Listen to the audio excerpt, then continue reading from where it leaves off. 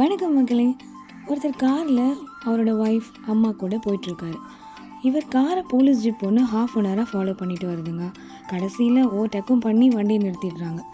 Police இவரை பார்த்து good evening சார்னு சொல்ல இவர் பதட்டமா குட் ஈவினிங் சார், ஏதாவது ப்ராப்ளமா அப்படின்னு கேட்குறாரு. நத்திங் சார், நாங்கள் உங்கள் காரை ஒரு ஹாஃப் ஃபாலோ பண்ணிட்டு வந்ததில் நீங்கள் ரூல்ஸ் பிரேக் பண்ணலை, ஸ்பீட் லிமிட்டையும் க்ராஸ் பண்ணலை.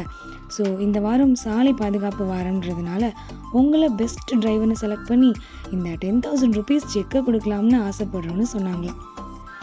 இவரும் சந்தோஷமாக ஹபாடின்னு பெருமூச்சு விட்டுட்டு சொன்னாரா, எப்படியாவது இந்த காசில் டிரைவிங் லைசன்ஸ் எடுத்துடணும். போலீஸ் ஒரு மாதிரி இவரை பார்க்க உடனே காரில் இருந்த அவங்க ஒய்ஃப் ஓடி வந்து, சார் தப்பாக நினச்சிக்காதீங்க, அவர் ஏதோ குடிச்சிட்டு வளர்றாருன்னு சொன்னாங்களாம். இதெல்லாம் பார்த்துட்டு இருந்த அவரோட காது கேட்காத அம்மா சொன்னாங்களாம், நான் அப்போவே சொன்னேனே கேட்டியாடா நீ, இப்போ பார் திருட்டு காரை ஓட்டிகிட்டு வந்ததால் எல்லாரும் போலீஸ்கிட்ட மாட்டிக்கிட்டோன்னு. எப்படிங்க இருக்குது நம்ம கதை? எல்லாருமே சிரிச்சிருப்பீங்கன்னு நினைக்கிறேன். நம்ம டெய்லி ஓடிட்டே இருக்கோங்க, ஸ்கூலு, காலேஜ், ஆஃபீஸ், வீடுன்னு. சிலர் என்னடா வாழ்க்கை இதுன்னு நினைக்கிற அளவுக்கு இருக்குது இப்போ இருக்கிற சூழ்நிலை. எவ்வளோ தான் ஓடிட்டே இருந்தாலும் ஒவ்வொரு நாளும் அந்த ஓட்டம் அதிகமாக தான் ஆகுமே தவிர குறைய போகிறதில்ல.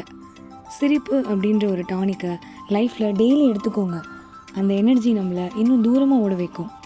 அப்பப்போ வாய்ப்பு கிடைக்கிறப்பெல்லாம் சிரித்து சந்தோஷமாக இருங்க. அடுத்தவங்களையும் சந்தோஷமாக வச்சுக்கோங்க. நம்மளோட சிரிப்பு யாரையும் காயப்படுத்தாத மாதிரி பார்த்துக்கோங்க. இது வரைக்கும் நான் சொன்னதை சிரிச்சுட்டே கேட்ட எல்லாருக்குமே ரொம்ப தேங்க்ஸுங்க. தேங்க்ஸ் ஃபார் வாட்சிங்.